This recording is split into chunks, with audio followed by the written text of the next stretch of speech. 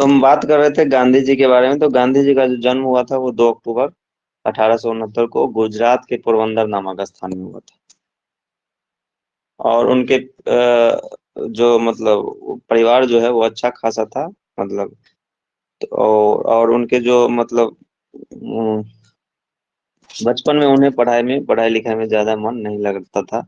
एकदम सिंपल लड़का था, ज्यादा मतलब ये नहीं था।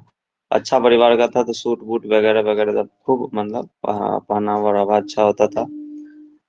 तो चूंकि वो पढ़ाई लिखाई में मन नहीं लगता था और गार्जियन परेशान थे कि क्या करेगा आगे जा करके, इसके लिए कोई रास्ता। तो उस समय जो वकालत की पढ़ाई होती थी वो बहुत ही मतलब उसका जो वकालत करके आते थे उसे बहुत सम्मान दिया जाता था। चूंकि वकालत बहुत महंगा था, अंग्रेजों ने नया नया वकालत सब ये सब नया नया न्यायालय की स्थापना हुई थी भारत में। तो उन्हें गांधी जी को 24 वर्ष की उम्र में 1891 में लंदन भेज दिया गया पढ़ने के लिए, यानी वकालत करने के लिए। ठीक है, वकालत के लिए।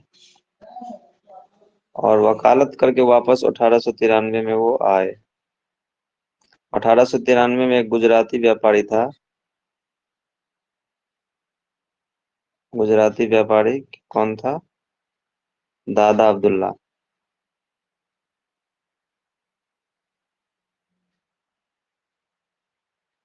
दादा अब्दुल्ला का एक व्यापारी था और इनका व्यापार चल रहा था दक्षिण अफ्रीका में। तो दादा अब्दुल्ला जब दक्षिण अफ्रीका दादा अब्दुल्ला गांधी जी से भेंट किए, जो कि नया नया वकालत सीख करके आए थे। उन्होंने अपने केस के लिए उन्हें वहाँ एक मतलब उनका एक कंपनी था, दादा अब्दुल्ला कंपनी। उस कंपनी में कुछ हेरा फेरी हुआ था, इसके लिए उन्हें क्या हुआ, मतलब भेज दिया गया। मतलब उनके साथ गए वो दक्षिण अफ्रीका। दक्षिण अफ्रीका जैसे ही पहुंचे तो उन्हें ट्रेन में, ठीक है, डरबन में, दक्षिण अफ्रीका के डरबन में ही एक सप्ताह रहने के बाद हुए जब प्रिटोरिया, दक्षिण अफ्रीका के ही एक प्रिटोरिया रवाना हुए। ये सब पूछा जाता है कि प्रिटोरिया कहाँ है। तो उन्हें अपमानित किया गया, यानी वहां देखा कि काला घोड़ा नस्ल भेदी जो है बहुत ज्यादा ये है। काले घोड़े का जो भेद है वो बहुत ज्यादा है। तो गांधी जी को, जो कि वो था व्यापारी था, गांधी जी को मतलब ए ग्रेड का टिकट कटा करके उन्हें ट्रेन में बैठा दिया गया। जब वहां से आया वो टीटी चेक करने के लिए, तो बोला गया तुम ए ग्रेड में कैसे कर सकते हो यात्रा, तुम तो काले हो। गांधी जी ने कहा भाई हम ए ग्रेड का टिकट कटाए हैं। तो गांधी जी को, अच्छा बोलो रुको हम बुलाते हैं पुलिस को। पुलिस को बुला रहे, गांधी जी को धक्का मार करके क्या कर दिया गया, मोरिल मोरिट्सबर्ग स्टेशन पर धक्का मार के उतार दिया गया। गांधी जी को यह बात बहुत ही बुरा लगा और वहीं से इन्होंने क्या किया, नटाल विधानमंडल में पारित होने वाले उस विधायक मतलब क्या कहते हैं उसको, वहीं से उन्होंने क्या किया, एक संगठन बनाया। और संगठन बना करके इसके खिलाफ, संगठन का नाम था नटाल भारतीय कांग्रेस, का गठन किया। और यहाँ से उन्होंने इंडियन ओपिनियन नामक एक अखबार निकाला। तो पूछेगा कि इंडियन ओपिनियन किसकी अखबार है, तो ये गांधी जी की अखबार है। और कहाँ से निकाला, तो ये निकाला दक्षिण अफ्रीका से, नस्ल भेद के खिलाफ। और उन्होंने वहां से अब ये अखबार निकाला, प्रकाशित किया। और उसके लिए वो उन्होंने संघर्ष किया, उस नस्ल भेद को खत्म करने के लिए उन्होंने सत्याग्रह प्रारंभ कर दिया। ठीक है, उसी समय में भारत में भी सत्याग्रह वगैरह हो रहे थे। सत्याग्रह प्रारंभ करने के बाद गांधी जी वहाँ जो है बहुत ज्यादा चर्चित हो गए। और फिर जब 9 जनवरी, गांधी जी अभी इंग्लैंड भारत के लिए अनभिज्ञ थे, गांधी जी को कोई भारत में नहीं जानता था। गांधी जी ने सत्य अहिंसा का मतलब अहिंसा का सहारा लेकर के दूसरे देशों में सत्याग्रह करके वहाँ नस्ल भेद को खत्म किया। और इसके लिए वहाँ जो है गांधी जी को सम्मानित किया गया। और तब तक भारत में उनको कोई नहीं जानता था। तो गांधी जी जो है 9 जनवरी को, 9 जनवरी 2000 सॉरी 1915 को कहाँ आए, भारत आए। 9 जनवरी 1915 को जब भारत वापस लौटे, इसी 9 जनवरी को मनाया जाता है अप्रवासी भारतीय दिवस के रूप में। अप्रवासी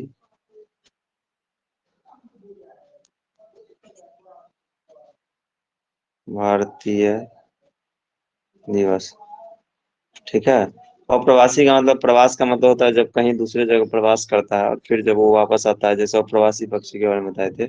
दूर दूर से जब वो प्रवास के लिए आता है, थोड़े समय के लिए आता है, या थोड़े समय के लिए जो आता है वो प्रवासी हो गया।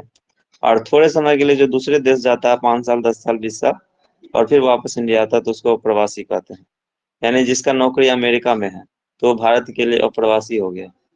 और जिसका जो मतलब दूसरे देश के लोग जो यहाँ भारत में रह रहे हैं, वो भारत के लिए प्रवासी हो गए, फिर वापस चले जाएंगे, फिर आएंगे, ज्यादातर वो भारत में रहते हैं, तो वो प्रवासी। तो प्रवासी और प्रवासी का मतलब समझ गई। और गांधी जी चूंकि मतलब 1893 में गए और 1915 में वापस आए, तो लगभग कितना दिन, 15 और 7, 22 साल वो वहां गुजारे। 22 साल उन्होंने वहां संघर्ष किया, बहुत लड़ाइयाँ लड़ी, तब जाकर के वहां खत्म हुआ। तो 1893 में मतलब 22 साल के बाद वापस आए। तब तक गांधी जी को यहाँ कोई नहीं जानता था। और 9 जनवरी को वापस लौटे, इसलिए 9 जनवरी को ही भारत में अप्रवासी दिवस के रूप में मनाया जाता है। तो ये भी एक क्वेश्चन बनता है कि अप्रवासी दिवस कब मनाया जाता है। तो 9 जनवरी को। क्यों मनाया जाता है वो समझ गए। अब हम थोड़ा सा पढ़ते हैं। तो राष्ट्रवाद के इतिहास में प्राय एक अकेला व्यक्ति को राष्ट्र निर्माण के साथ जोड़कर देखा जाता है। उदाहरण के लिए हम इटली के निर्माण में गैरिबाल्डी को, अमेरिका स्वतंत्रता युद्ध के साथ जॉर्ज वाशिंगटन को, और वियतनाम के औपनिवेशिक शासन से मुक्त कराने के संघर्ष से हो ची मिन्ह को जोड़कर देखते हैं। इसी तरह महात्मा गांधी को भारतीय राष्ट्र का पिता माना गया है, चूंकि गांधी जी स्वतंत्रता संघर्ष में भाग लेने वाले सभी नेताओं में सबसे ज्यादा प्रभावशाली और सम्मानित थे। अतः उन्हें दिया गया उपयुक्त विशेषण गलत नहीं है। हालांकि वाशिंगटन अथवा हो ची मिन्ह की तरह गांधी का राजनीतिक जीवन वृत्त उस समय ने समाज ने ही संवारा और नियंत्रित किया, जिस समाज में वो रहते थे। कोई व्यक्ति चाहे कितना ही महान क्यों न हो, वो न केवल इतिहास बनाता है, बल्कि स्वयं भी इतिहास द्वारा बनाया जाता है। इस अध्याय में हम 1915 से लेकर के 1948 के महत्वपूर्ण काल के दौरान भारत में गांधी जी की गतिविधियों का विश्लेषण किया गया करेंगे। यह भारतीय समाज के विभिन्न हिस्सों के साथ उनके संपर्कों और उनके द्वारा प्रेरित तथा नेतृत्व किए गए लोकप्रिय संघर्षों की छानबीन करेंगे। यह अध्याय विद्यार्थी के समक्ष उन अलग अलग प्रकार के स्रोतों को भी रखता है जिनका इस्तेमाल इतिहासकार एक नेता के जीवन वृत्त तथा जिन सामाजिक आंदोलनों से जुड़ा रहा है के पुनर्निर्माण करते हैं। यानी इस इन चीजों में हम बहुत सारी चीज सीखेंगे, और खास करके गांधी को जानेंगे कि गांधी आखिर है क्या। ठीक है। और इस मतलब इस चैप्टर से हट करके भी हम बहुत सारी चीजों को जानकारी देंगे, जिससे मतलब गांधी को पूरा समझा जा सके, और क्यों लोग गांधी को आज भी पूजते हैं, गांधी को आज भी राष्ट्रपिता कहा जाता है। ठीक है। इन सारी सारी चीजों को हम इस चैप्टर में पढ़ेंगे। तो हम बात करते हैं, जब गांधी जी आए तो भारत उनके लिए अनभिज्ञ था। अब कोई भी आदमी सीधे आ जाएगा और उसको थोड़े लोग ये कर देगा, बड़ा नेता मान लेगा या कुछ भी कर देगा। वो नेता थे ही नहीं, कुछ जानते ही नहीं थे वो यहाँ। ठीक है। तो उनके गुरु थे, गांधी जी के राजनीतिक गुरु थे गोपाल कृष्ण गोखले, ध्यान में रखना। तो उन्होंने गोपाल कृष्ण गोखले से मिला और कहा कि हम जो है मतलब आंदोलन वगैरह से जुड़ना चाहते हैं और भारत के लोगों के लिए काम करना चाहते हैं। तो गोखले ने कहा क्या कि इसके लिए पहले तुम पूरे भारत का भ्रमण करो। उनके निर्देश पर वो भारत भ्रमण के लिए निकला। 3 आंदोलन गांधी जी को महान बनाया और भारत के दृष्टि पटल पर एक ऐसा नेता बनकर के उभरे जिन्होंने बिना एक भी अहिंसा किए, बिना लाठी उठाए, बिना डंडा उठाए, बिना बंदूक उठाए देश के सबसे प्रसिद्ध मतलब नेताओं में शुमार हो गए, प्रभावशाली नेताओं में। वो 3 आंदोलन था: चंपारण सत्याग्रह, खेरा आंदोलन, खेरा सत्याग्रह और बरदोली का आंदोलन। ये 3 आंदोलन आंदोलन के बारे में हम आगे जानेंगे। और तब गांधी जी को जब जानने लगे सब, तब उन्होंने 3 महत्वपूर्ण, उसके बाद फिर भारत की स्वतंत्रता आजादी तक 3 महत्वपूर्ण आंदोलन आंदोलन किए। वैसे 4 है, लेकिन 3 याद रखेंगे। 1920 में खिलाफत आंदोलन और असहयोग आंदोलन, फिर सविनय अवज्ञा आंदोलन, फिर भारत छोड़ो आंदोलन।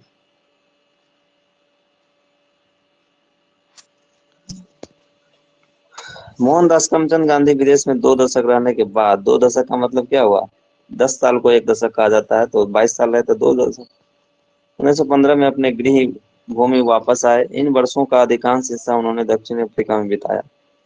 वहां वे एक वकील के रूप में गए और बाद में वे उस क्षेत्र के भारतीय समुदाय के नेता बन गए। जैसा कि इतिहासकार चंद्रन देवनेशन ने टिप्पणी की है कि दक्षिण अफ्रीका ने ही गांधी जी को महात्मा बना दिया। दक्षिण अफ्रीका में ही महात्मा गांधी ने पहली बार सत्याग्रह के रूप में जानी गई अहिंसात्मक विरोध की अपने विशिष्ट तकनीक का इस्तेमाल किया। विभिन्न धर्मों के बीच सौहार्द बढ़ाने का प्रयास किया तथा उच्च जातीय भारतीयों को निम्न जातियों और महिलाओं के प्रति भेदभाव वाले व्यवहार के लिए चेतावनी दी। 1915 में जब गांधी जी भारत आए, तो उस समय का भारत 1893 में जब वो यहाँ से गए थे, तब के समय से अपेक्षाकृत भिन्न था, यानी बहुत कुछ बदल चुका था। चूंकि बदल चुका था क्यों? क्योंकि अंग्रेज जो है वो बहुत ज्यादा अत्याचार करने लगे थे। और 1857 के बाद भारतीय लोगों में भी क्रांति का संचार हो रहा था और धीरे धीरे चरम पर था। लेकिन यहाँ उस तरह का कोई नेतृत्व करने वाला नहीं था जो पूरे भारत को जोड़ करके अंग्रेज से लोहा ले सके। तो यद्यपि यह अभी भी एक ब्रिटिश उपनिवेश था, लेकिन अब यह राजनीतिक दृष्टि से कहीं अधिक सक्रिय हो गया था। यानी भारत के लोग जो थे वो थोड़ा सक्रिय हो गए थे अपेक्षाकृत, चूंकि अंग्रेज से सब परेशान थे। अधिकांश प्रमुख शहरों और कस्बों में अब भारतीय राष्ट्रीय कांग्रेस की शाखाएं थी। इसी बीच भारतीय राष्ट्रीय कांग्रेस की स्थापना हो चुकी थी। कब हो चुकी थी? तो 1885 में। 1885 में जब कांग्रेस की स्थापना हुई, तो कांग्रेस की स्थापना का उद्देश्य था, देखो, जब अंग्रेज जो था वो क्या किया, अंग्रेज का एक अधिकारी था, रिटायर्ड अधिकारी था, ऑक्टेवियन ह्यूम। तो ऑक्टेवियन ह्यूम ने कहा कि भारत में एक ऐसा संस्था बनना चाहिए। देखो, उस समय जो था अंग्रेज के खिलाफ व्यापक विद्रोह था लोगों में। जब व्यापक विद्रोह था, तो अगर उसको दबाता अंग्रेज, बलपूर्वक दबाता, तब अंग्रेज को उसी समय भारत छोड़ना पड़ जाता। लेकिन अंग्रेज का एक अधिकारी था, वो जाकर के लंदन गया और लंदन कहा कि देखिए, अभी जो ऐसी स्थिति है कि हम एक ऐसा संस्था बना ले देते हैं भारत में, जो कि उस संस्था के द्वारा भारतीय लोग उस आपके समक्ष मांग रखेंगे और आप उसको हल्का हल्का मांग को मानते रहिए, और फिर उसको मतलब जो भी मतलब आक्रोश है उसको कम कर देना है। तो एक तरह से यह जो हुआ वो उसको क्या कहते हैं, सेफ्टी बल्ब की तरह काम किया अंग्रेज के लिए। ठीक है, सेफ्टी बल्ब क्यों? क्योंकि अंग्रेज को बचाए, मतलब लंबा खींचने के लिए, अंग्रेज को शासन को बचाने के लिए कांग्रेस की स्थापना की थी। तो कोई भी भारतीय आदमी जो है वो क्यों मतलब भारतीय मतलब भारत के लोगों के लिए इतना सोचेगा। तो उन्होंने सबसे पहले ये विचार दिया और उन्होंने मतलब 1885 में कांग्रेस की स्थापना की। उसके बाद कांग्रेस के प्रथम अध्यक्ष जो हुए वो बिमोश चंद्र बनर्जी हुए। बम्बई में अधिवेशन हुआ। तो ये सब चीजें हैं। और 1885 से 1915 तक कांग्रेस कई अधिवेशन हो चुके थे। तब तक गांधी जी कांग्रेस से के बारे में गांधी जी को नहीं पता था। ये महात्मा गांधी का तस्वीर है, दक्षिण अफ्रीका के जोहान्सबर्ग में 1908 की तस्वीर है। तो कहा जाता है कि जब भारतीय राष्ट्रीय कांग्रेस की कई शाखाएं खुल गई थी, तो कांग्रेस जो था शुरू में उदारवादी था। उस समय जो कांग्रेस के नेता थे वो सूट वूट वाले होते थे, आम लोगों से उनका जुड़ाव ज्यादा नहीं होता था। और वो कांग्रेस के जो शुरू वाला कांग्रेस था वो अंग्रेज से में ही बदलाव चाहते थे, यानी अंग्रेज को ही अपना शासक मान करके चाहते थे वही बदलाव करे, यानी अंग्रेज को भगाने की इच्छा अब तक उन कांग्रेस में नहीं थी। तो बाद में जब धीरे धीरे बढ़ा तो कांग्रेस का जो ये था, जो भी उद्देश्य था वो बदलता गया, और लोगों की आकांक्षाओं पर भी खरा उतरना था। तो 1905-7 के स्वदेशी आंदोलन के माध्यम से इसके व्यापक रूप से मध्य वर्गों के बीच अपनी अपील का विस्तार कर लिया था। इस आंदोलन के कुछ नेताओं को जन्म दिया, जिसमें राष्ट्र महाराष्ट्र के बाल गंगाधर तिलक, बंगाल के बिपिन चंद्रपाल और पंजाब के लाला लाजपत राय। इसको हम लाल बाल पाल के नाम से जानते हैं, और ये बाद में गरम दल के नेता हुए। बाद में इन्होंने कांग्रेस के विचारधारा से संतुष्ट होकर के कांग्रेस छोड़ करके अलग गुट बना लिया, गरम दल। फिर बाद में इसका कांग्रेस में विलय हो जाता है। ठीक है, 1907 में कांग्रेस में टूट हो जाती है नरम दल गरम दल के बीच में। फिर 1916 में सूरत अधिवेशन में ये लोग फिर से एकजुट हो जाते हैं। सबका उद्देश्य था अंग्रेज को भगाना। तो ये सब चीज है। लेकिन ये जो लाल बाल पाल थे, ये मुख्य रूप से गरम दल के नेता थे। ये लोग कांग्रेस को कहता था कि ये भीख मांग रहा है, भीख मांगने से तो भिक्षा मिलेगी नहीं। तो बहुत सारा चीज कहा कि कांग्रेस जो है वो अपना उसका उद्देश्य सही नहीं है, इसलिए वो लोग अलग हो गए। और वो लोग चाहते थे क्रांति के द्वारा जो है अंग्रेज को यहाँ से खदेड़े। और ये लोग शुरू में ये लोग भी नहीं चाहते थे, ये लोग भी स्वराज की मांग करने लगे, स्वशासन की मांग। स्वराज का मतलब होता है ऐसा सरकार हो जो जनता के प्रति उत्तरदायी हो। जबकि उस समय जो अंग्रेज सरकार था वो किसके प्रति उत्तरदायी था? ब्रिटिश सरकार के प्रति उत्तरदायी था। उत्तरदायी का मतलब होता है कि जवाबदेही। अंग्रेज जो था वो ब्रिटिश सरकार के प्रति जवाबदेह था। ब्रिटिश सरकार को जवाब देना होता था उसको कि चलो तुम कितना पैसा लाया वहां से कमा करके। ठीक है, जैसे गार्जियन होता है ना कि घर का जवाबदेही कोई लेता है ना कि चलो ये मतलब कोई कमाने जाता है तो तुम कितना लाया, तुम कितना लाया। और जब वो शादी हो जाता है तो वो गार्जियन के प्रति जवाबदेह न होकर के अपने परिवार के प्रति जवाबदेह हो जाता है, पर्सनल लाइफ के प्रति जवाबदेह होता है कि अब हम कन्या को बताएंगे कि कितना कमा के लाए। ठीक है, तो वहीं से स्वतंत्र राज्य अलग अलग हो जाता है। स्वतंत्र जब राज्य स्वतंत्र होता है अलग अलग से, तो बाहरी आदमी कोई घुसपैठ करता है और उस परिवार का क्या करने लगता है? शोषण करने लगता है। उधर भी उकसा देता है, उस भाई को भी उकसा देता है, उस भाई को उकसा देता है। उसकी कन्या जो है उसकी कन्या को उकसाने लगती है, और इस तरह से उसका शोषण करने लगता है। तो एक छोटे पैमाने पर हम आम भाषा में समझा रहे हैं कि क्या क्या इस समय मतलब भारत के इतिहास में हुआ। तो ये सब सारी चीजें हैं। तो ये तीनों लाल बाल पाल के रूप में जाने जाते थे। इन तीनों का यह जोड़ उनके संघर्ष के अखिल भारतीय चरित्र की सूचना देता है, क्योंकि तीनों के मूल निवास क्षेत्र के एक दूसरे से बहुत दूर थे। इन नेताओं ने जहां के प्रति लड़ाकू औपनिवेशिक शासन के प्रति लड़ाकू विरोध का समर्थन किया, वहीं उदारवादियों का एक समूह था जो एक क्रमिक व लगातार प्रयास करते रहने के विचार का हिमायती था। इन उदारवादियों में गांधी जी के मान्य राजनीतिक परामर्शदाता गोपाल कृष्ण गोखले यानी उनका गुरु था। साथ ही ये मोहम्मद अली जिन्ना के भी गुरु थे, जो गांधी जी की तरह ही गुजराती मूल के लंदन से प्रशिक्षित वकील थे। अब देखो, गांधी और जिन्ना दोनों बाद में एक दूसरे के विरोधी हो जाते हैं, और इसी जिन्ना के कारण भारत का बंटवारा होता है और पाकिस्तान नामक एक देश बनता है। लेकिन दोनों का गुरु क्या कौन थे? एक ही थे, गोपाल कृष्ण गोखले। गोखले ने गांधी जी को 1 वर्ष तक ब्रिटिश भारत की यात्रा करने की सलाह दी, यानी 1 साल कहा कि तुम पहले भारत घूमो, जिससे कि वो इस भूमि के लोगों को जान सके।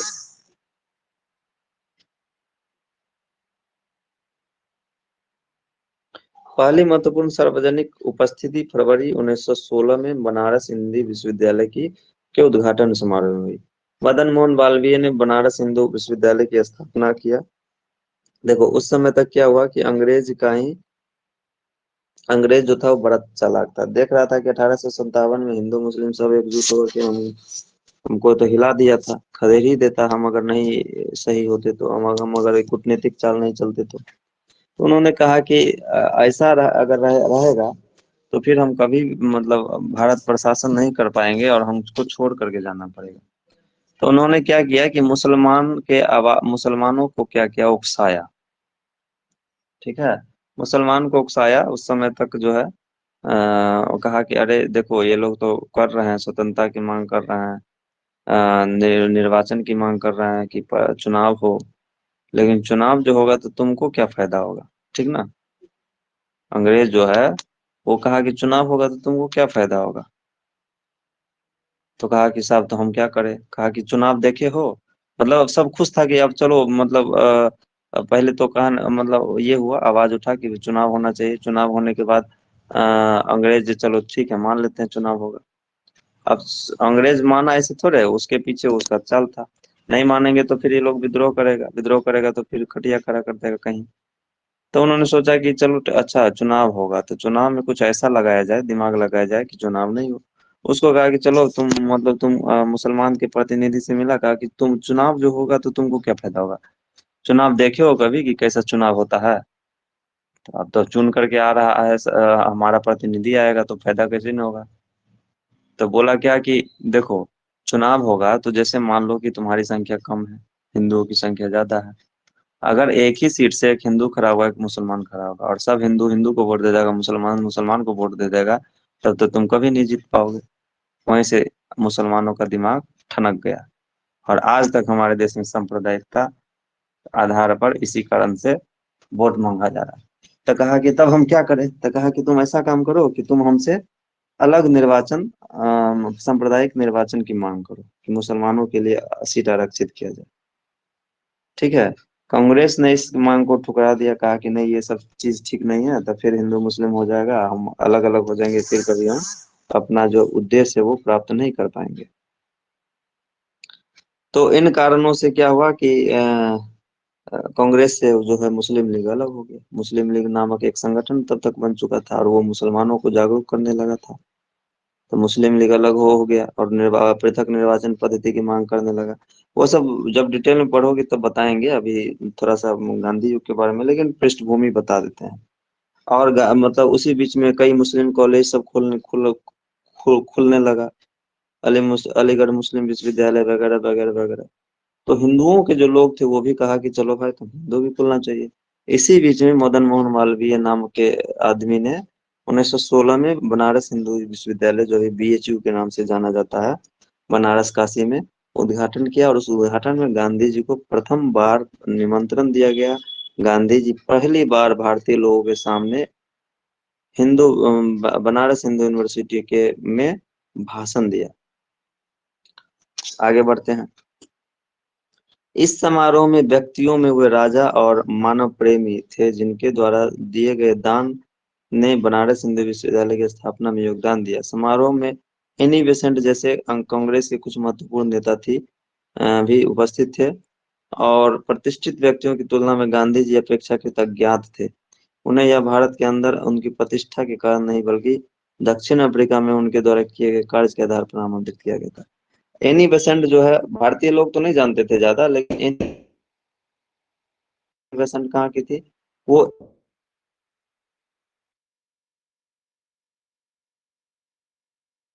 सिख था। भारत का भी औपनिवेशिक देश, लैंड का औपनिवेशिक आयरलैंड भी था। और आयरलैंड में कुछ ऐसा मांग स्वशासन का मांग किया गया था, जो मांग करने के बाद आयरलैंड को स्वशासन मिल गया था। तो इसलिए एनी बेसेंट भी आयरिश महिला थी और भारत में स्वशासन की मांग की। तो भारत में कांग्रेस में रहते हुए उन्होंने स्वशासन की मांग की, यानी होम रूल लीग की मांग की और होम रूल लीग की स्थापना की। अ, हालांकि जब एनी बेसेंट के बारे में पता चला कि ये स्वशासन की मांग कर रहे हैं, उससे पहले बाल गंगाधर तिलक ने होम रूल लीग की स्थापना कर दिया। और कांग्रेस के में रहते हुए ही उन्होंने होम रूल लीग का स्थापना किया और अपना प्रचार प्रसार करने लगा। फिर बाद में मद्रास में ये जो है ये क्या कहते हैं बाल गंगाधर तिलक जो है वो मतलब मुंबई में उस समय का बम्बई में होम रूल की स्थापना की। और ये जो है मद्रास में होम रूल की स्थापना की। उसके बारे में भी डिटेल से बाद में जानेंगे। तो वो जानती थी गांधी जी को और उन्होंने गांधी जी को निमंत्रण देने के लिए कहा इन लोगों को, जो बनारस हिंदू विश्वविद्यालय की स्थापना कर रहा था। तो गांधी जी की बोली की बारी आई तो उन्होंने मजदूरों गरीबों की ओर ध्यान न देने का कारण भारतीय विशिष्ट वर्ग को आड़े हाथ लिए। सबसे पहले उन्होंने कहा यहाँ के जो भारत के जो उच्च वर्ग के लोग हैं खास करके जो जो बहुत अपने आप को नवाब पढ़ा लिखा समझता है, धनवान समझता है, उन लोगों ने ही भारतीय लोगों का दर्द नहीं समझा है और नहीं समझ रहा है, जिसके कारण ये भारत की स्थिति बनी हुई है और अंग्रेज जो है वो शासन कर रहा है।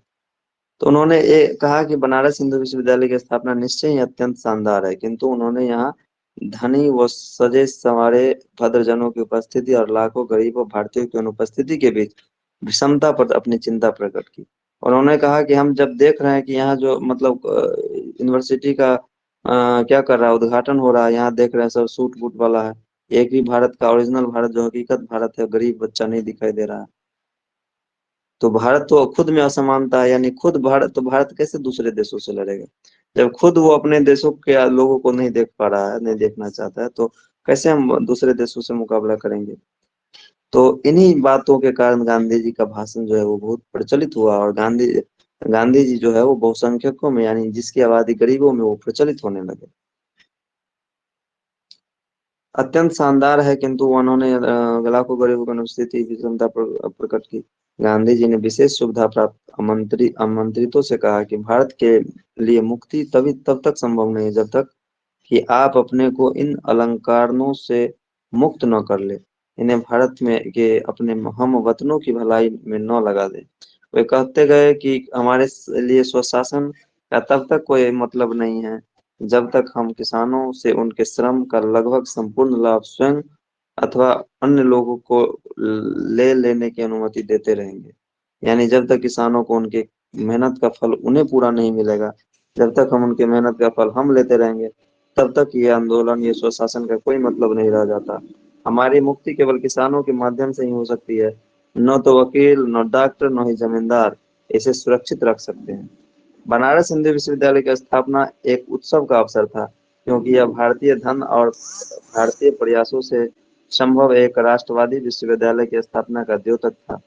लेकिन गांधी जी ने स्वयं को बधाई देने के सुर में सुर मिलाने की अपेक्षा लोगों को उन किसानों और कामगारों की याद दिलाना चुना, जो भारतीय जनसंख्या की अधिसंख्य हिस्सा का निर्माण करने के बावजूद वहां श्रोताओं में अनुपस्थित थे, यानी उसकी मौजूदगी नहीं थी। एक दृष्टि में से फरवरी 1916 में बनारस में गांधी जी का भाषण मात्र वास्तविक तथ्य का ही उद्घाटन था। तो ये बनारस हिंदू विश्वविद्यालय के का जो है वो, ये तो कराची में महात्मा गांधी 1916 में।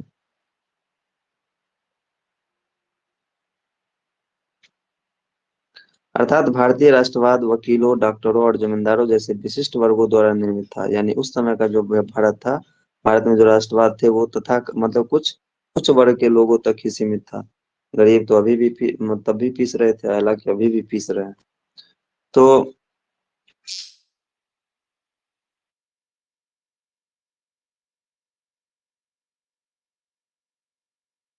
अच्छे ढंग से प्रतिनिधित्व करने में सक्षम बनाने की गांधी जी की स्वयं की इच्छा की प्रथम सार्वजनिक उद्घोषणा थी। गांधी जी को जब वो भारत दौरा करने लगे, तो गांधी जी को पता चलने लगा कि आखिरकार ये अंग्रेज क्यों नहीं जा पा रहा है, या अंग्रेज क्यों नहीं अपना सुधार कर रहा है। तो उसका कारण था कि हम भारतीय जो है अपने में बटे हुए थे। भारत के जो उच्च वर्ग के लोग थे वो अपने आप को मतलब हिटलर समझते थे। ठीक है। यह भारतीय राष्ट्रवाद की संपूर्ण अच्छे ढंग से प्रतिनिधित्व करता है। उसी वर्ष के अंतिम माह में गांधी जी ने अपने नियमों को व्यवहार में लाने का अवसर मिला। अब गांधी जी का जो सोच है, वो सोच सिर्फ भाषण में तो झलकेगा नहीं जब तक उसको व्यवहार में नहीं लाया जाए। तो उसी वर्ष उन्हें लखनऊ में एक वार्षिक कांग्रेस में बिहार, मतलब लखनऊ में एक सभा हो रहा था दिसंबर 1916 में। लखनऊ अधिवेशन में, मतलब वो कांग्रेस का एक सभा हो रहा था, किसान का ही सभा हो रहा था। स्वामी शाहजानंद वगैरह सब थे, भारत भी उसमें, बिहार के किसान नेता सब भी दो चार गो थे। उसी समय में चंपारण में तीन कठिया व्यवस्था लागू थी। और तीन ददनी व्यवस्था लागू थी। तीन कठिया व्यवस्था होता था कि 3 कट्ठा जमीन जो है वो, मतलब 20 कट्ठा में, 1 बीघा में 3 कट्ठा जमीन पर नील की खेती करना अनिवार्य था। अब ये नील की खेती होता क्या था, तो नील जो था उस समय में सूती कपड़ों में नील में रंग करके सूती कपड़ों का डिमांड ज्यादा था, नील में रंगा हुआ सूती कपड़ा। और नील जो था वो कहीं नहीं उपजता था। चीन में उपजता था, तो चीन जो था, चीन में उपजता था और उसके बाद भारत में उपजता था। तो नील की मांग ज्यादा थी इंग्लैंड के व्यापारियों को, उसका बिक्री दक्षिण अफ्रीका में वगैरह वगैरह दूसरे देशों में खूब होती थी, मुंह मांगा कीमत मिलता था नील से रंगा हुआ कपड़ा का। तो अंग्रेज को लगा कि नील का जो है वो कहाँ से हम व्यवस्था करेंगे। तो नील का व्यवस्था जो है वो भारत में उपजाया जाएगा। तो मतलब भारतीय किसानों पर दबाव बनाया जाने लगा और अनिवार्य कर दिया कि 20 कट्ठा में तीन तीन कट्ठा जो है वो नील की खेती अनिवार्य है। नील की खेती में एक खास बात ये थी कि जो जिस भूमि पर नील की खेती होती थी वहां पर कोई फसल उपजता नहीं था, बंजर हो जाती थी, और किसान को समुचित व्यवस्था भी नहीं मिलता था। इससे किसान परेशान थे। ठीक है। ददनी व्यवस्था क्या था? ददनी व्यवस्था में किसान को पहले तो क्या किया गया कि नील की खेती करने से किसान हिचकिचाने लगे, तो किसानों को कहा कि चलो तुमको हम पहले पैसा एडवांस दे देते हैं। तो एडवांस पैसा दे दिया गया। इसी बीच में क्या हुआ कि दक्षिण अफ्रीका में नील का मतलब केमिकल वाला नील का जो है वो खोज हो गया। और केमिकल वाला नील इस नील से आसान मतलब सस्ता था। तो इस नील का जो है क्या हो गया, बिक्री कम हो गया। जब बिक्री कम हो गया तो जो पैसा एडवांस दिया था वो वापस मांगने लगा किसान। ये जो पैसा दिया गया था उसी को दंडनीय व्यवस्था कहा गया। तो वापस मांगने लगा, किसानों की स्थिति और खराब हो गई। तो दो तरह की बातें हैं। तब इस व्यवस्था से किसान मतलब जो किसान त्रस्त थे। और इसके लिए वहां के जो एक लोकल एक किसान थे जमींदार, उन्होंने गांधी जी के बारे में सुना कि वो दक्षिण अफ्रीका में ऐसा ऐसा कारनामा किए हैं। और इसी बीच जो है हिंदू विश्वविद्यालय में उद्घाटन में उन्होंने किसानों के लिए बात कही है, लखनऊ में किसान सभा में बैठे हुए हैं। तो यहाँ से गया रामचंद्र शुक्ल नाम का एक व्यापारी मतलब राजकुमार शुक्ल नाम का एक किसान था, वो लखनऊ गए। और उसी में लखनऊ में बिहार के भी नेता थे, जैसे राजेंद्र प्रसाद जो प्रथम राष्ट्रपति हुए, ये सब थे। और वहाँ उन्होंने कहा कि साहब ऐसी सी बात है। गांधी जी ने कहा ठीक है हम आएंगे। तो वहां से वो 1917 में चंपारण आए। चंपारण में आकर के उन्होंने सत्याग्रह किया। अंग्रेज को झुकना पड़ा और गांधी जी मतलब इस चंपारण क्या कहते हैं, चंपारण सत्याग्रह में उन्हें सफलता मिली तो वो और प्रचलित हो गए। फिर उसके बाद खेरा आंदोलन हुआ। तो आगे देखते हैं। तो 1917 का अधिकांश समय महात्मा गांधी को किसानों के लिए काश्तकारी की सुरक्षा के साथ साथ अपनी पसंद की फसल उपजाने की आजादी दिलाने में बीता। अगले वर्ष यानी 1918 में गांधी जी गुजरात के अपने गृह राज्यों में दो दो अभियानों में संलग्न हुए। दो अभियान कौन कौन से? सबसे पहले उन्होंने अहमदाबाद में एक श्रम विवाद में हस्तक्षेप करने के लिए कपड़ा की मिलों में काम करने वाले काम करने की एक बेहतर स्थितियों की मांग के लिए उस समय में की। और फिर बाद में खेरा में फसल चौपट हो जाने के बाद किसानों, खेरा में भी किसान आंदोलन ही था। खेरा में जो है अकाल पड़ गया, फसल चौपट हो गया। चौपट होने के बाद भी जो अंग्रेज जो था वो टैक्स माफ नहीं कर रहा था। तो इसके लिए खेरा में उन्होंने आंदोलन किया। और इससे पहले उन्होंने अहमदाबाद में मिल मजदूर के लिए क्या था, तो मिल मजदूरों को बोनस नहीं मिल रहा था, एक बीमारी फैल गई थी और उसमें वो लोग काम किए थे, वो बोनस नहीं मिल रहा था, पैसा नहीं बढ़ा रहा था। तो इसके लिए वहां पर बारदौली में सत्याग्रह किया। और बारदौली में ही सत्याग्रह के दौरान सरदार वल्लभ भाई पटेल को वहां की महिलाओं ने सरदार की उपाधि दी, वल्लभ भाई पटेल को। तो ये भी ध्यान रखना है। चंपारण, अहमदाबाद और खेरा में की गई पहल से गांधी जी एक ऐसे राष्ट्रवादी के रूप में उभरे जिनमें गरीबों के लिए गहरी सहानुभूति थी। इस तरह की ये सभी स्थानिक संघर्ष थे। इसके बाद 1919 में औपनिवेशिक शासकों ने गांधी जी की झोली में एक ऐसा मुद्दा डाल दिया जिससे वे कहीं अधिक विस्तृत आंदोलन खड़ा कर सकते थे। उसी समय में हो गया वह प्रथम विश्व युद्ध की शुरुआत। अब ये तृतीय विश्व युद्ध की संभावना जताई जा रही है। ठीक है। चूंकि यूक्रेन पर रूस ने हमला कर दिया है और अभी तक लगातार 1 महीना होने को है, 15-20 दिन तो हो ही गया, पूरा शहर को तहस नहस कर दिया है, कर रहा है। ठीक है। अगर मतलब बड़े एग्जाम की तैयारी कर जो लोग करता है, सिविल सेवा की तैयारी करता है, तो उसको इन चीजों पर भी नजर रखना होता है। तो खैर, तो गांधी जो है, अब जो है पूरे भारत में गांधी जी चर्चित हो गए, जाना जाने लगा। इसी बीच 1914 का प्रथम विश्व युद्ध शुरू हो गया। महात्मा महान युद्ध के दौरान अंग्रेजों ने प्रेस पर प्रतिबंध लगा दिया और बिना जांच के कारावास की अनुमति दे दी। अब सर सिडनी रॉलेट एक्ट की अध्यक्षता वाली एक समिति की स्तुतियों के आधार पर इन कठोर उपायों को जारी रखा गया। इसके जवाब में गांधी जी ने देश भर में रॉलेट एक्ट के खिलाफ एक अभियान चलाया। उत्तरी और पश्चिमी भारत में के कस्बों में चारों तरफ बंद के समर्थन में दुकानों और स्कूलों बंद होने के कारण जीवन लगभग ठहर सा गया। पंजाब में विशेष रूप से कड़ा विरोध हुआ, जहाँ के बहुत से लोगों ने युद्ध में अंग्रेजों के पक्ष में सेवा की थी और अब उन्हें सेवा के बदले इनाम की अपेक्षा कर रहे थे।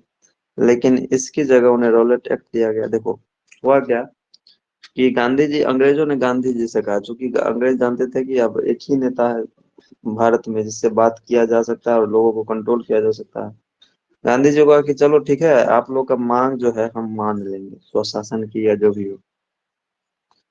अभी तो युद्ध है और अंग्रेजों को चाहिए सैनिक, सीना पर गोली खाने वाला। सीना पर गोली खाने वाला कौन होता है? भारतीय होता है। लड़ने वाला भारतीय होता है। अभी भी कुछ हो जाएगा, सबसे आगे जाएगा कौन लोग? तो कहा कि आप हमें युद्ध में साथ दीजिए, हम आपको स्वशासन देंगे। कहा ठीक है, गांधी जी की बात को उन्होंने मतलब ये कर लिया गया। अंग्रेजों ने कहा क्या कि तो गांधी जी ने कहा कि ठीक है, पूरे भारतीयों से आह्वान किया कि हम, ये हमारा युद्ध है, हमें युद्ध में साथ देना चाहिए अंग्रेजों को, प्रथम विश्व युद्ध में। अब हुआ कि प्रथम विश्व युद्ध में बहुत सारा सैनिकों को भर्ती, गांधी जी के आह्वान पर बहुत सारा सैनिक भर्ती हुआ। सैनिक भर्ती का सर्जेंट भी गांधी जी को कहा गया, इसलिए कि गांधी जी ने अंग्रेज का साथ देने के लिए बहुत सारे सैनिकों का भर्ती करवाया। फिर अंग्रेज जो है अपने बात से पलट गया। युद्ध खत्म जैसे ही हुआ, युद्ध में जीत गया, अपने बात से पलट पलट गया। पलटा ही नहीं, रॉलेट एक्ट कहा कि चलो हम एक कमेटी बनाते हैं और कमेटी का जो रिपोर्ट देगी उसके अनुसार हम काम करेंगे। और रॉलेट एक्ट ला करके नाम का एक कमेटी बना दिया, जिन्होंने क्या किया, सबसे पहले तो प्रेस पर की स्वतंत्रता पर जो अंग्रेजों के खिलाफ लिखता था उस पर प्रतिबंध लगा दिया। और रॉलेट एक्ट में क्या था? नो वकील, नो दलील, नो, ठीक है, ये सब चीजें रॉलेट एक्ट में ही था ना, क्या एक्सामिनेशन कमीशन में? एक मिनट। अच्छा, रॉलेट एक्ट की बात बता रहे हैं, तो रॉलेट एक्ट का विरोध हुआ, इसको हम फिर बाद में देखेंगे। थोड़ा सा ये हो रहा है, स्केप कर रहे दिमाग से। तो रॉलेट एक्ट के विरोध में बहुत सारा आंदोलन होने लगा, काला कानून इसे कहा गया।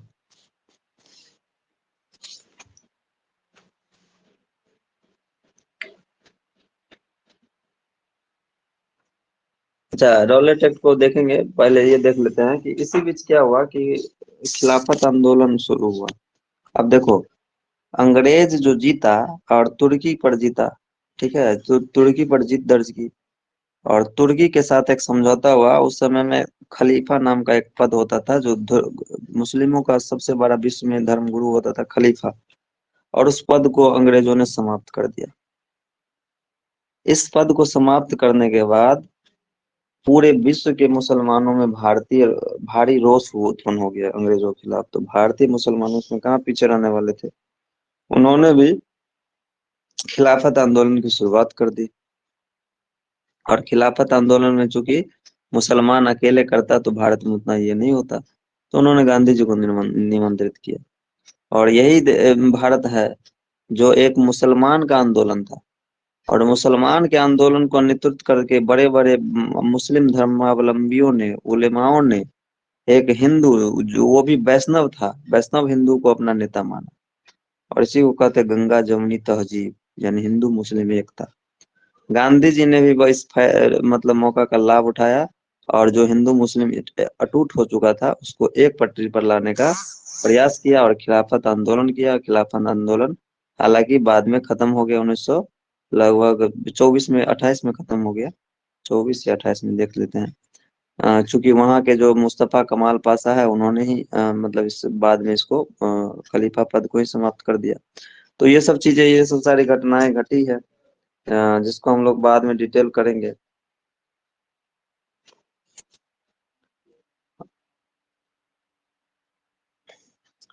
यहाँ बात हो रही थी कि 1900 हुआ, उसके बाद फिर बंद रॉलेट एक्ट के विरोध में बहुत सारा आंदोलन हुआ। जगह जगह पर अंग्रेजों के पक्ष में सेवाएं की थी, और वो अपनी सेवा के बदले हुए इनाम की अपेक्षा कर रहे थे। लेकिन इसकी वजह से उन्होंने रॉलेट एक्ट दिया। पंजाब जाते समय गांधी जी को कैद कर लिया गया, स्थानीय कांग्रेस जनों को गिरफ्तार कर लिया गया, उपरांत की यह स्थिति धीरे धीरे तनावपूर्ण हो गई तथा अप्रैल 1919 में यह खून खराबे के चरमोत्कर्ष पर पहुंच गए। और अमृतसर में एक अंग्रेज ब्रिगेडियर ने एक राष्ट्रवादी सभा पर गोली चलाने का हुक्म दे दिया। जालियांवाला बाग हत्याकांड के नाम से जाना जाता है, इसको भी डिटेल में पढ़ेंगे। इस हत्याकांड में 400 से अधिक लोग मारे गए। अब देखो, 400 से अधिक लोग मारे गए, इस तब गांधी जी ने क्या किया, क्षुब्ध होकर के, बहुत बहुत गुस्सा में थे गांधी जी। उन्होंने क्या किया, ये क्या कहते हैं उसको, असहयोग आंदोलन शुरू कर दिया कि अब जो है किसी भी तरह से मतलब उसको, अंग्रेज को अब सहयोग नहीं करना है। असहयोग का मतलब किसी भी तरह से अब अंग्रेज को सहयोग नहीं करना है। तो इसी बीच में जितना भी उपाधि था, गांधी जी को कैसर ए हिंद उपाधि दिया गया था। क्यों कैसर ए हिंद उपाधि दिया गया था? क्योंकि विश्व युद्ध में उन्होंने बहुत सारे सैनिकों को भर्ती करवाया था, और कैसर ए हिंद ब्रिटिश का उस समय का बहुत बड़ा ये था, सबसे बड़ा पुरस्कार था, और गांधी जी को मिला था। रविन्द्रनाथ टैगोर ने नाइटहुड की उपाधि लौटा दी। जितना भी वकील केस लड़ रहा था अंग्रेजों के लिए, वो सब इस्तीफा दे दिया। जितना भी स्कूल कॉलेज चल रहा था सब, जितना भी सरकारी कर्मचारी था, वो सब अपना अपने कामों से इस्तीफा देने लगे। यह असहयोग आंदोलन व्यापक पैमाने पर हुआ। तब जाकर के गांधी जी ने क्या किया, उस मतलब क्या किया, एक साइमन कमीशन बैठाया इस जांच के लिए। हंटर कमीशन, हंटर कमीशन बैठाया कि ये मतलब ये जो घटना हुई अमृतसर की। अच्छा, अमृतसर की घटना क्या थी? अमृतसर की घटना ये थी कि ये जो रॉलेट एक्ट के विरोध में बहुत सारे लोगों को गिरफ्तार कर लिया था। इसमें पंजाब के सत्यपाल किचलू और भी लोग थे, उन्हें भी गिरफ्तार कर लिया था। और इसी के लिए और आदेश दे दिया गया था, रॉलेट एक्ट में ये आदेश दिया गया था, ये यहाँ इसी के में है कि नो वकील नो दलील, नो दलील नो, क्या था, नो वकील नो दलील, ध्यान नहीं आ रहा हमको। तो ये ना था उसमें कि देखते ही अगर किसी पर संदेह हो, यानी आंदोलन को दबाने के लिए, चूंकि अंग्रेज का मोनोपोली बढ़ चुका था, वो द्वितीय प्रथम विश्व युद्ध में जीत चुका था, तो देखते ही गोली मारने का आदेश था कि कोई भी क्रांतिकारी दिखे तो उसे गोली मार दो। और इसी के लिए शांतिपूर्ण मतलब 15-20 लोगों को एक जगह इकट्ठा करने की अनुमति नहीं थी। जैसे अभी क्या था कोरोना काल में, तो कोरोना काल में तो एक लोकतांत्रिक व्यवस्था, बीमारी लड़ने के लिए एक व्यवस्था थी, सख्त लागू किया गया था। तब भी अपने को सुरक्षा रखने के लिए तब भी लोग 15-20 जगह पर खड़ा हो जाते, जैसे गाड़ी आता था तो सब भागने लगता था। गांव में भी इस स्थिति हो गई थी। और उस समय तो लोकतंत्र नहीं था, दूसरे देश जो है ये था, और वहां पर उस मतलब क्या कहते हैं, उसके खिलाफ कुछ बोले नहीं, इसलिए था, तो वहां तो तानाशाही चल रही थी। 15-20 लोगों को एक जगह इकट्ठा होने की अनुमति नहीं थी, और इसी कारण से इसी के विरोध में नहीं, बल्कि एक शांतिपूर्ण घटना, मतलब ये शांतिपूर्ण, उस समय अमृतसर में स्वर्ण मंदिर होता है, और पूरे देश के लोग वहां पर उसी समय में मतलब मत्था टेकने के लिए आते हैं, सिख धर्म के लोग। और वहीं पर एक मैदान है जालियांवाला बाग। जालियांवाला बाग मैदान जो है चारों तरफ ऊंचे ऊंचे दीवारों से घिरा है, एक सकरा रास्ता है। तो एक भारतीय गद्दार जो था, उन्होंने जाकर के जनरल डायर को इस बात की सूचना दे दी कि देखिए ऐसी ऐसी बात है, जो बहुत सारे लोग एक जगह जमा है, और विचार विमर्श कर रहे हैं कि ऐसे ऐसे ये कानून सही नहीं है। जनरल डायर क्या किया, आया, कुछ नहीं। वो तो संजोग था कि बहुत दूर तक सकरा गली था, और उसका जो दफ्तर बंद गाड़ी थी, वो यहाँ नहीं पहुंचा, नहीं तो सीधे वो सब लोग गाड़ी से आता और सीधे तब और बहुत लाशें गिरती। तो एक सकरा गली था, उधरे गाड़ी लगा दिया, पूरा जो भी पूरा चारों तरफ से सैनिक था, और सब सैनिक गाड़ी से उतर के चारों तरफ से घेर लिया, और अंधाधुंध गोली, बिना कहे हुए अंधाधुंध गोली चलाने का आदेश दे दिया। कहते हैं कि बीच में एक सूखा कुआं था, लोग जान बचाने के लिए कुआं में कूदे। अब कुआं में कूदते गए, एक के ऊपर एक, एक के ऊपर एक, एक के ऊपर एक। कुछ लोगों को दम घुटने से मृत्यु हो गई, कुछ लोगों के रीढ़ की हड्डी टूटने से, कुछ लोग दब करके मर गए। ठीक है, तो जैसे तैसे कुछ लोग गोली के शिकार हुए। लगभग जो है 1,000 से अधिक लोगों की मौत हुई। इसी के जब इसकी आलोचना होने लगी, अंग्रेज की आलोचना पूरे विश्व में होने लगी इस घटना को लेकर के, कुकृत्य को लेकर के, तो अंग्रेज ने एक हंटर कमीशन बैठाया। और उस हंटर कमीशन में की रिपोर्ट जो आई, तो उस रिपोर्ट में क्या कहा गया कि ज्यादा लोग नहीं मरा है। 1919 में हंटर कमीशन बना, और हंटर कमीशन में के जो सदस्य थे वो भारतीय, 3 भारतीय सदस्य थे और 5 जो है वो अंग्रेज के सदस्य थे। और इसमें रिपोर्ट में कहा गया कि ज्यादा लोग नहीं मरा, 379 लगभग लोग मरा है। और कांग्रेस द्वारा भी एक तहकीकात कमेटी का गठन किया गया इसकी जांच के लिए, जिसके अध्यक्ष थे मदन मोहन मालवीय, गांधी जी भी उसके सदस्य थे। ठीक है। और इस हंटर कमीशन में कहा गया कि उसको तत्काल कहा गया अंग्रेज ने क्या कहा इस रिपोर्ट में, क्या कहा गया कि गोली मारने से मृत्यु नहीं हुई है, गोली तो मारा गया था। उस समय का कानून था कि एक जगह इकट्ठा होगा तो ये हो जाएगा, तो उन्होंने अपने सुरक्षा में गोली चलाया, जनरल डायर। ठीक है। और ये कहा, और इससे और गुस्सा हो गया भारतीयों में, और उसको तत्काल बर्खास्त कर दिया। फिर भी हम उसको बर्खास्त कर देते हैं। अब बताओ कि हजारों लोग मारा गया और उसको सिर्फ बर्खास्त कर रहा है। और जनरल डायर को इंग्लैंड भेज दिया गया, क्योंकि उस समय जनरल डायर 1-2 दिन भी ठहर जाता तो गोली से शूट कर देता। बाद में जनरल डायर को लंदन में जाकर के मारा उधम सिंह ने। ठीक है। तो उसका पीछा करते करते, यही भारतीय होता है जो देखो पीछा करते करते जाकर के उसके घर पर मार दिया। तो जनरल डायर जो है वो, और जब जनरल डायर इंग्लैंड पहुंचा तो इंग्लैंड में उसे खूब सम्मानित किया गया कि तुमने तो बहुत बहादुर वाला काम किया है, अंग्रेजों मतलब भारतीयों को सबक सिखा करके आया है। और उसका जितना बाकी का नौकरी का जो पैसा था, वेतन था, उससे जोड़ करके बहुत ज्यादा इनाम उसको दिया गया, और वहां बहादुरी का पुरस्कार मिला। ठीक है। तो इन सब कुकृत्यों से गांधी जी बहुत दुखी हुए और उन्होंने असहयोग आंदोलन चलाने का निर्णय लिया।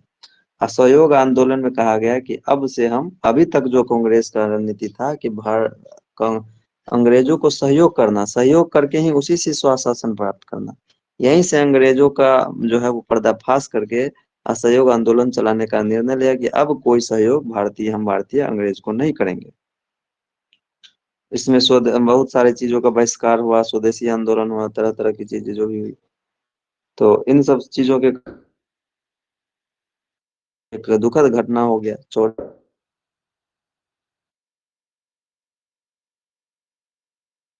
पुलिस थाना था, पुलिस थाने में आग लगा दी गई, उसमें 47 या 27 पुलिस जल कर मर गए, चूंकि गांधी जी अहिंसा के पुजारी थे। गांधी जी, चूंकि गांधी जी जानते थे कि ये जो घटना किया है, अगर हम गांधी जी मतलब अंग्रेज से लड़ेंगे, युद्ध लड़ेंगे, तो उसको तो युद्ध दबाने आता है, तो उसको हम शांतिपूर्वक तरीके से ही हम ये कर सकते हैं।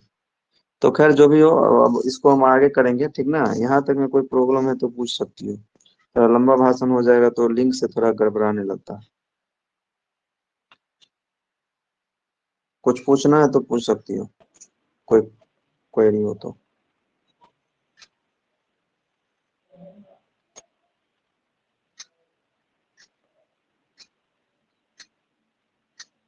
खिलाफत क्या था जो हम बताए हैं वो यहाँ दिया हुआ है, एक बार पढ़ लेना।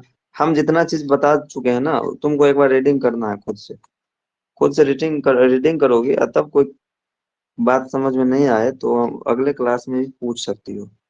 ठीक है। तो जितना चीज बताया है, एक आम भाषा में बताने का प्रयास किए हैं, समझाने का प्रयास किए हैं। ये पढ़ने से, ये किताबी लाइन को पढ़ करके भी और उससे अलग भी बताए हैं बहुत सारी चीजों को। तो मुझे लगता है कि कोई प्रॉब्लम नहीं होना चाहिए। फिर भी कोई प्रॉब्लम है तो बोल सकती हो, नहीं तो हम क्लास की समाप्ति की घोषणा करें।